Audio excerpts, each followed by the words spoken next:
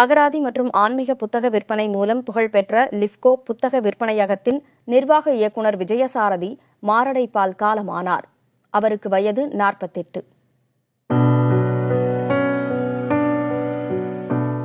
Lifco dictionary இல்லாத வீடே இருக்காது என்று கூட சொல்லலாம். அந்த அளவுக்கு லிஃப்கோ ஆங்கில அகராதி அனைவர் மத்தியிலும் பிரபலம். 1929 முதல் ஆன்மீகம் மற்றும் அகராதி தொடர்பான நூல்களை வெளியிட்டு வரும் பதிப்பகமாக திகழ்கிறது லிஃப்கோ. ஆரம்பத்தில் ஆங்கில இலக்கணம் மற்றும் கட்டுரை புத்தகங்களை வெளியிட்டு வந்த இந்நிறுவனம் அடுத்தடுத்த காலகட்டத்தில் ஆன்மீக புத்தகங்களை வெளியிடுவதில் முழு மூச்சாக ஈடுபட்டது.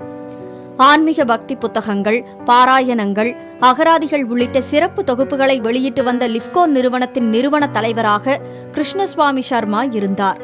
மடாதிபதிகள், ஆன்மீக பெரியோர்கள், அரசியல்வாதிகள் என பலர் லிஃப்கோ புத்தக விற்பனையகத்துடன் நெருங்கிய தொடர்பு வைத்திருந்தனர். கிருஷ்ணசாமி சர்மாவின் மறைவுக்கு பிறகு அவரது பேரன் விஜயசாரதி கடந்த 20 வருடமாக லிஃப்கோ புத்தக நிறுவனத்தின் கிளைகளை பல நகரங்களில் தோற்றுவித்தார். காஞ்சி சங்கரமடத்திற்கு மிகவும் நெருக்கமாக இருந்த விஜயசாரதி ஆன்மீக புத்தகங்கள் வெளியிடுவது மட்டுமின்றி தலப்புராணங்கள், வரலாறுகள், கலாச்சார புத்தகங்களையும் வெளியிட்டு வந்தார். இந்நிலையில் மாரடைப்பு காரணமாக விஜயசாரதி சென்னையில் உள்ள அவரது இல்லத்தில் காலமானார். அவருக்கு வயது 48.